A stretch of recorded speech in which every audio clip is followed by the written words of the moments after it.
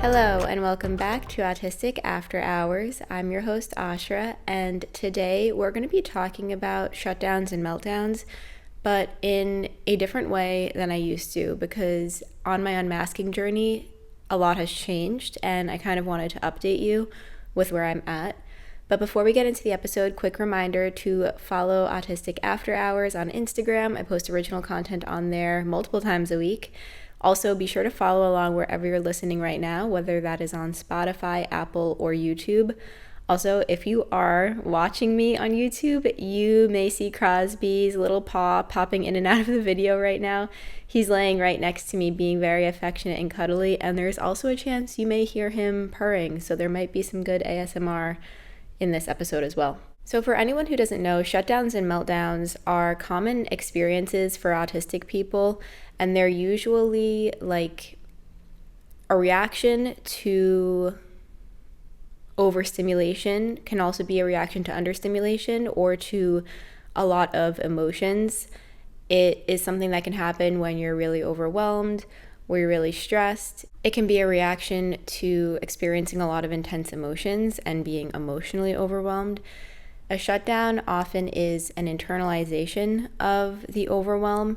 So it can be, for example, if you've experienced a lot of emotions and your body is struggling to process and interpret and understand them, you may shut down, and it can feel like your brain is literally shutting off. It may feel like you need to hide yourself, like you can't speak, you may be crying, but it's kind of like a suppression or an internalization of the overwhelm that you're experiencing. Whereas a meltdown is often an externalization. And this is all in my own experience. And so I want to just say quickly that shutdowns and meltdowns are very subjective and very specific to the person. So the way I experience a shutdown and a meltdown may be very different from the way that you do. That is valid. A lot of autistic people may only experience shutdowns, not experience meltdowns, or vice versa. They may only experience meltdowns, not ever experience shutdowns. Some autistic people don't experience shutdowns or meltdowns. That's valid too. But today I want to talk about my experiences with both. And so that's a little bit of a brief overview of what shutdowns and meltdowns are. If you're unfamiliar, I've got other episodes on the definitions and delving into each of those things, so you can listen to those, or you can just do a search on Google for what shutdowns and meltdowns are, and a lot of information will come up for you. I wanted to more so make this episode about an update that I've experienced recently, because when I've previously talked about shutdowns and meltdowns on Autistic After Hours, all of the experiences that I would talk about were mostly about shutdowns. And that is because up until very recently, I didn't really have meltdowns. I more so always internalized my discomfort and internalized my stress and overwhelm. And because of that, I would have a lot of shutdowns. And so when I would have experiences or reactions to my overwhelm, to my overstimulation, it would look like everything was turning inward. It would feel like everything was being suppressed, repressed, pulled down inside of my body.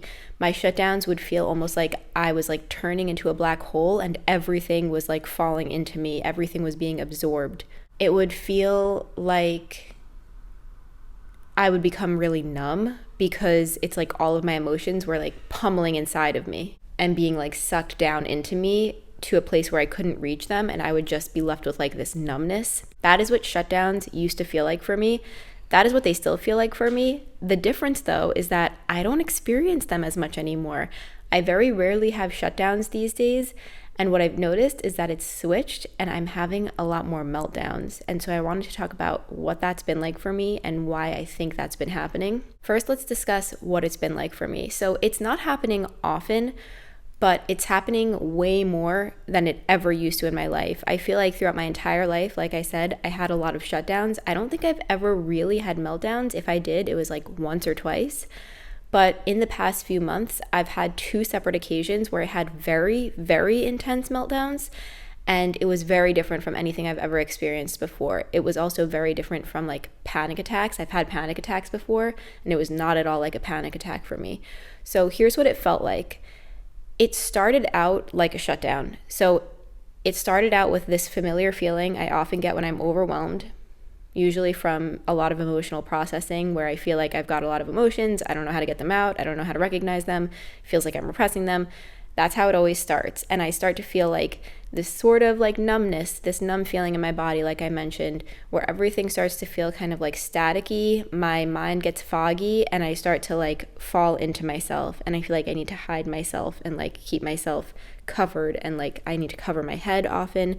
That's what it starts like. And that is what a classic shutdown feels like for me. However, it doesn't stop there. Usually with a shutdown, it starts that way and then it gets deeper and deeper and deeper, and then it like gets better. With a meltdown, it feels like it gets more and more escalated. So instead of falling deeper into myself, I start to come out of myself and everything becomes externalized. So with the meltdown, it'll start that way, but then I'll get this wave. It'll feel like I'm like getting to the top of a roller coaster and I'm about to like fly off. It's this wave of like an intense sort of like energy that starts to very quickly build up inside of me, and my body will start to shake. So I'll like literally be like shaking, very visibly shaking. I will feel like my body is almost like vibrating. It will feel like I lose motor control. So the best way I can describe this is if you've ever had like your foot or your arm fall asleep, you know, like that pins and needles feeling. It's not exactly that feeling, but what it is when you try to move your limb when it has that feeling and your limb feels kind of like floppy and like you can't move it well. That is the type of feeling that I get in my body. So like everything's vibrating. I've got this intense like energy building up inside of me. It feels almost like I'm going to trigger warning, because I'm going to talk about like when things come out of you. I don't know how to phrase that in a way that is non-triggering, but like it feels like I'm about to throw up, basically, literally and like metaphorically, emotionally. It feels like I lose motor control, like I said, like my arms, like my body becomes very floppy. I can't like move it in the way that I typically can. I lose motor control and it feels like I need to like throw myself around because I can't like move in. I don't have control over my body anymore is how it feels. It also feels like I start crying hysterically. I feel like I'm stammering, like I can't speak clearly. I am like repeating over and over again the same phrases, like I don't feel good, something's wrong, my body doesn't feel right. I'm like repeating these things over and over again. I can't really articulate myself. And I get this overwhelming feeling, and I honestly can't believe I'm about to say this because it is so stereotypically autistic and I've really never experienced before. I get this overwhelming feeling of needing to like punch myself in the head, or like needing to hit myself or pull my hair or like hit myself. And I've really never experienced it to this degree before up until recently.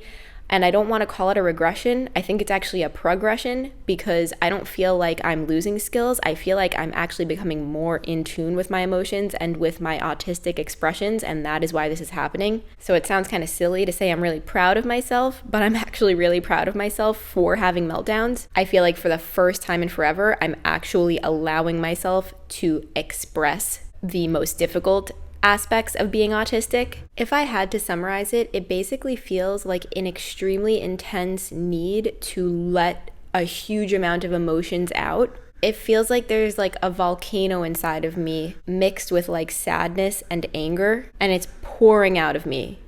It's like erupting out of me without control. It's like not something I can stop at all. Hey guys, quick ad break. Having a messy space makes my brain feel really cluttered. It feels like I need to fix it, but then I get overwhelmed by actually initiating it. As an autistic person, it's also really overwhelming for me to not know what's coming next in my day or what I'm supposed to do, especially if it's a surprise. Holding all of that in my head just adds to the stress. So I've been using this app called Sweepy, and what I like about it is that it helps me plan ahead in a really low pressure way. It basically breaks things down into small tasks and lets me see what actually needs to get done without making it feel urgent or like all or nothing thinking.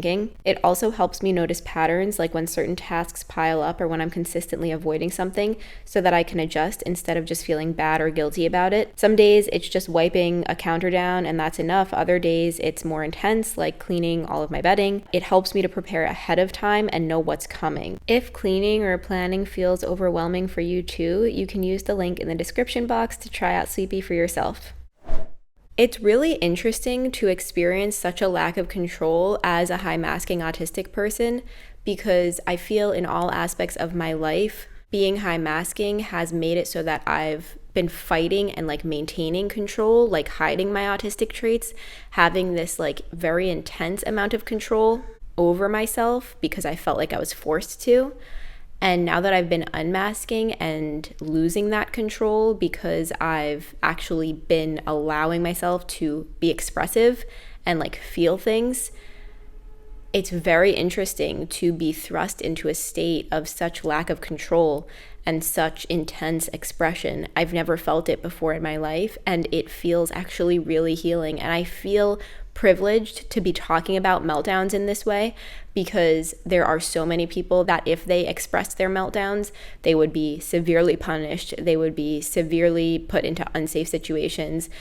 I want to specifically mention people that may be targeted because of their autistic traits. And I want to bring attention to that because it is very privileged of me to be able to say, I'm having meltdowns for the first time in my life, and I'm really happy for myself, and I'm really proud that I'm allowing myself to be expressive and to feel these things, because in the past I repressed them. There are so many people that cannot say that because they would be unsafe, they would be targeted, they would be punished for having meltdowns for lots of different reasons. And so I just want to say that and make that clear, that it is very privileged of me to be able to talk about it in this way. But ultimately, I just wanted to come on here and like put out this update because in the past, I've never been able to really talk about my experiences with meltdowns in this way. I think in the past, when I talked about shutdowns and meltdowns, I think I had an idea of what meltdowns felt like. I think in the past, I've experienced them very slightly. But like I said, it wasn't until very recently that I felt them to this degree, to a point where like I know that for sure this was a meltdown. Like there's no way that it was anything else, and I for sure know what meltdowns feel like for me now. And so I wanted to just come on here and like kind of explain what it was like for me in case you've been going through something similar. And I also wanted to just explain why I think it's happening, like because I've been unmasking, because I've been letting things out more, and because I've been masking less. I honestly think this is a great exemplification of my healing, and I feel really emotional about that because it feels like I'm at a point now where I am not just immediately taking my emotions and shoving them. I'm actually feeling them, and that's overwhelming. And I think that is why it's coming out of me in this way. I do want to say that it was also scary. It's scary to experience this because, again, that lack of control, and because it's extremely intense, and it's really not like anything else I've ever experienced before. I think if you do not have meltdowns, or you are not autistic and having meltdowns, I'm not sure if there's a way to viscerally explain what it's like. I tried my best with all of the examples I gave, but it's really a specific experience, and I think it's also, again, very subjective. And I'm really curious in the comments if you'll let me know if your meltdowns are similar to the way I described, where it feels like you're almost like erupting, mostly with sadness and anger, and it feels like you're losing control, like you can't control your body, you can't control your voice, and like you have this overwhelming urge to just like hit yourself, which I don't like saying, but like that is what it felt like. It was like the only thing that I could think to do that would get rid of the feeling was to do that, and it feels very vulnerable to share that. But I also want to say that I didn't. In the moment, Nick was with me, my boyfriend, and I think that prevented me, because if I were alone, maybe I would have, but because he was there with me, helping me, I was able to stop myself from doing it, and instead I was like able to redirect and take my energy out on a pillow. But I just have never felt that before, and I'm really curious if that is how it is for other people. I will keep updating you guys and keep talking about these things. It's so important to share and be upfront and honest and vulnerable and talk about this stuff, because so many of us go through it and we don't know why or what we're experiencing, and we feel really alone and isolated and guilty and shameful. And I will say a little bit of shame and a little bit of embarrassment crept in for me when I was going through that, and especially when Nick was there with me, because it just feels really like exposing to experience that with somebody else around. even if they're someone that's really close to you. And so I wanted to also bring attention to that and say, if you do experience like shame and guilt and embarrassment around these things, you're not alone. And I don't think we need to feel that way. I really believe that we should not feel those things. I believe I shouldn't feel that way. You shouldn't feel that way. It is just a way that our bodies and our minds express things. It is a very common experience for autistic people to go through shutdowns and meltdowns in this way. And it isn't something that we should feel shameful or guilty or embarrassed about just because it may look different than the ways that other people experience overwhelm and overstimulation and their emotions. It is an important part of the autistic experience, and embracing it and doing so safely, I think, is the most important thing. If you want, I can talk more about this. Leave me any comments or questions that you have, and I will be sure to address them. And that is all I have for you today. As always, remember, autistic adults exist. We deserve awareness, support, community, and acceptance, and I'm so grateful that you're here. I'll talk to you again soon. Bye.